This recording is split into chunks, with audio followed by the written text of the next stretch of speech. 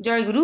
একবার প্রফুল্লদা শিশি ঠাকুরকে জিজ্ঞেস করছেন, পারিপার্শ্বিকের প্রতিকূল প্রভাব নিয়তির মতো আমাদের পথে টেনে নিয়ে যায়। তাদের নিয়ে চলতে গেলে যে আমরা নিজেরাই বিধ্বস্ত হয়ে পড়ি, তার প্রতিকার কী?